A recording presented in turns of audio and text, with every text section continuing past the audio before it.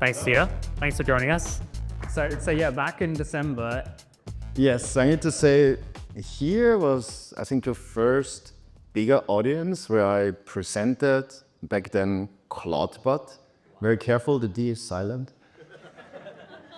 And it was very early. It almost didn't work because it crashed on the way there, and I kind of got it to work and then had a little demo in Telegram, and I think some people got it, some people were excited. But that was when everything was still small, and there were maybe like 500 people in Discord. Now it's, I think, 15,000. But yeah, sentimental value. Yeah, happy to play a part of that. It was awesome to have you give that first presentation, and it was fun. I feel like it was a toy. It was fun, and it exploded into something incredibly useful. And yeah, so now it must feel pretty different.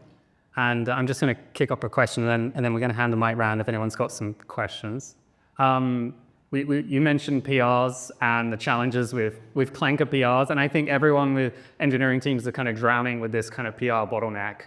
And you, of all people, and the people helping PR review must be dealing with this. Like, what are some of how are you thinking about dealing with the PRs? What are the kind of challenges that you're dealing with? And what are the kind of ideas you've got for helping deal with that? First, a disclaimer, we haven't solved that yet.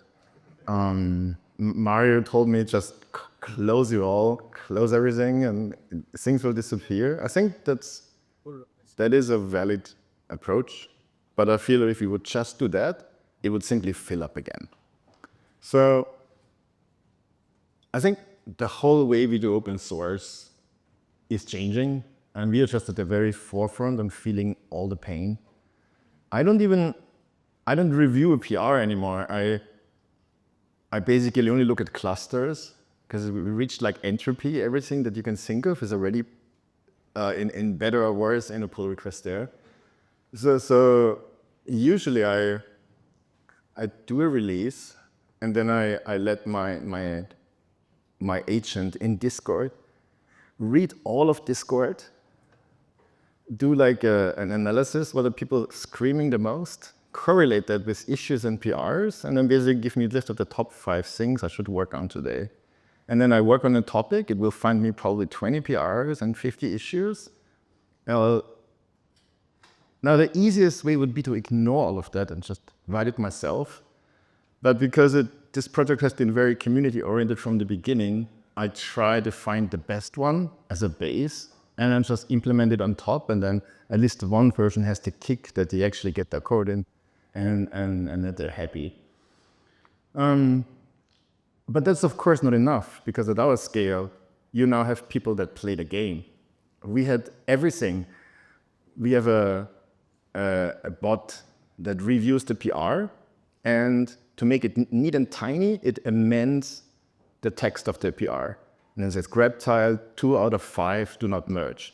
And then we had people that would just rename the text because it's user editable, and would change it to 5 of 5, great PR, merge. We had people who just would copy existing PRs and then repost them. So they're like higher up on the queue, and they hope that theirs get merged. So we have every possible drama. We have Perplexities coming, implementing their search and removing Brave search, or like moving it down. Like you have like everything, so you have to be like 10x careful. So what we're actually building right now is not just a deduplication engine that you also can't really look at the text because the text is garbage. You kind of ingest the thing into Cortex and ask it what's the intent, and then you index the intent. It gives you a much better signal. And then you also need a social layer on top. So we actually now research who is this person, how many years is their GitHub account, how trustworthy are they actually, and then factor into that as well. And I think we are close to actually having a solution that is able to filter out the good stuff out of this mess. Awesome. We're going to take a question. Do you think every agent should be a coding agent? Like, should every agent have coding agent tools? Yeah, because any problem at some point will include coding, or like will be easier to solve if there's coding. I think that was one of the realizations OpenAI had very early on when they launched ChatGPT, and it didn't have a sandbox, and there were a lot of issues that suddenly worked much better when you gave the agent a sandbox, just because it can like drop some markdown and run some shell command over it and count the words. I mean, even if my agent is designing a tweet, it would write the tweet and then use a terminal command to count the words, the characters, because agents are just not good at it natively. So everything gets better with coding ability, with bash ability, not even coding. Hi, Peter. Thanks for coming today.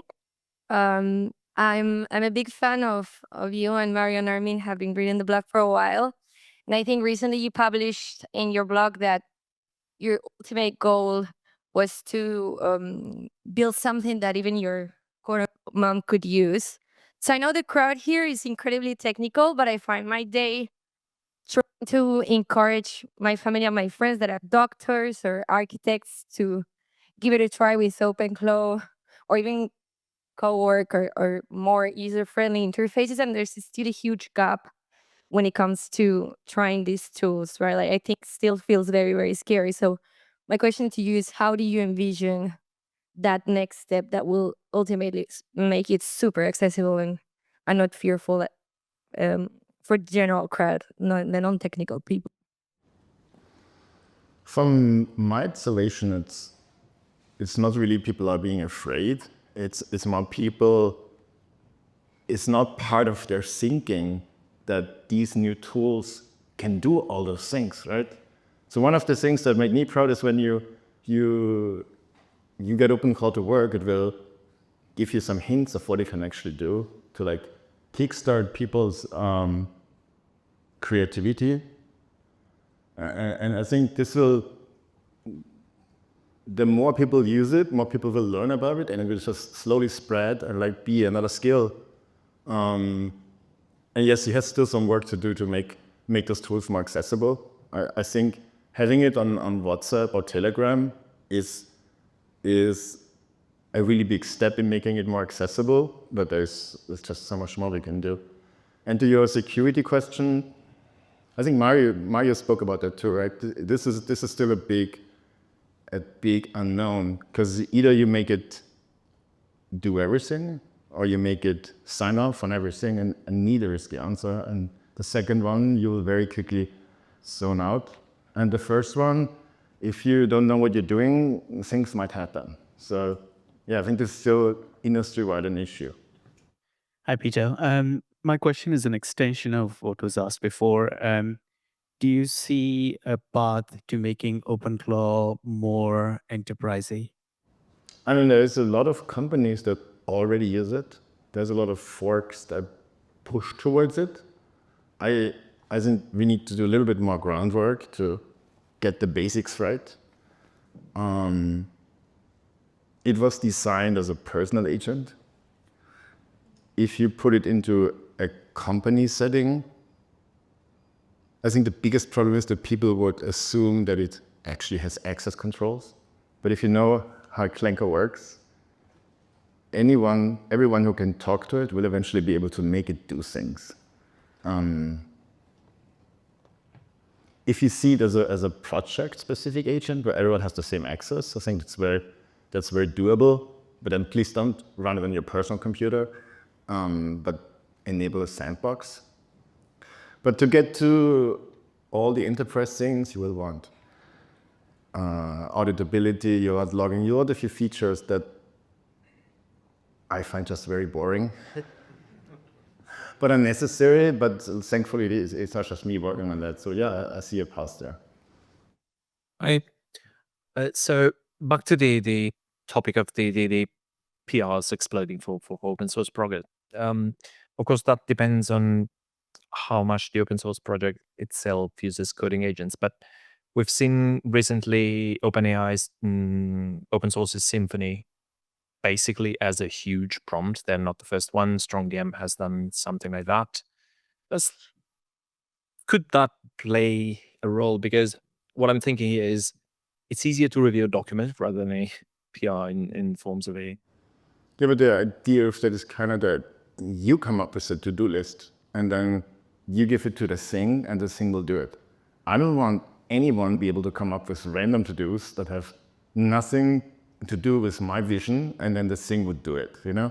The problem is more that saying no to things, and granted, there's many cases where I should have said no and I said yes, and now I'm bleeding for that. Now that everything is so easy and just to prompt away, it's often really hard to stop and think about it and then maybe not do it and find a simpler solution. And now in this project, everybody tries to push it in different directions. Everybody tries to get their service in.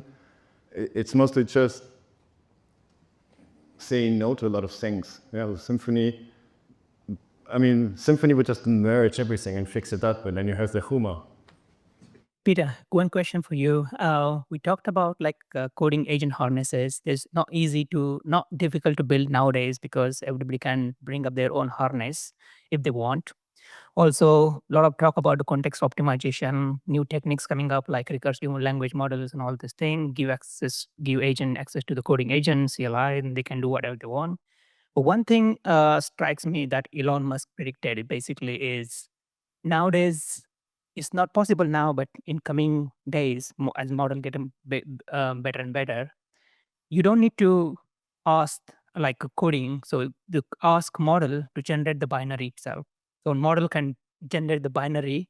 Say, for example, you're building iOS app, it can give IPA file. And that coding layer is completely abstracted away, completely hidden behind. Would you think that's possible? And what's your opinion if that happens? Where the coding goes? Do we need a coding at all? Or we just need ask model, give me the binary for this, blah, blah, blah. And my app is ready.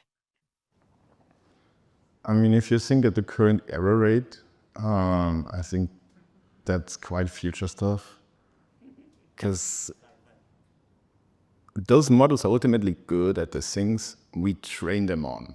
They're good in Excel if we do post-training for Excel. They're good in Rust because we give them a lot of Rust stuff. Your assumption would mean we give them a lot of assembly. I don't think there's a whole bunch of that in the training data. And even then, even one tiny mistake would just make it crash because you can't just easily verify that. So no, I don't think that's coming in the near term. Maybe once you have AGI, it can just build its own intermediary thing. I don't know. For now, it's just going to be our crappy human languages. Okay, I've got one last question. So OpenClaw was born in Europe, and now you're at OpenAI. So what's the future? Are you moving to SF?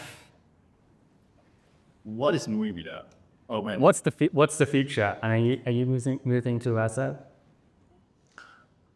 I mean, when I ship something to a lot of people, that means I need to have a team. And I ran a remote company for 13 years. I certainly know how you can do that. I'm also a little bit tired of it. So if I do this again, I actually want to be in the same room and work with those people. And given the current pace, it's probably all I'm going to be doing for the next few years. So I read up, not just sit at home by myself. But really, even in San Francisco, those people only cook with water. You know, you can do what you want wherever you want. You might get more eyeballs if you're in specific locations or more connections. But there's also a lot of downsides. Like hiring is a lot harder in San Francisco. There's a lot of good people here that are much easier to get if you build something cool. So any location has their up and downsides. I don't know if we're going to be forever in the US. There's a lot of weird stuff in the US too. No, there's enough weird stuff in the UK as well. Nothing's perfect. I think that's the right spot for this time. But OpenClaw is a foundation. We picked US because the most companies that will be possible donors want their tax deducted, and that's just easier. But our first hire will not be in the US, and the second one I'm not sure yet. So it will be international. Cool. Well, thanks for your time. OpenClaw is a gift for the world. So thank you so much.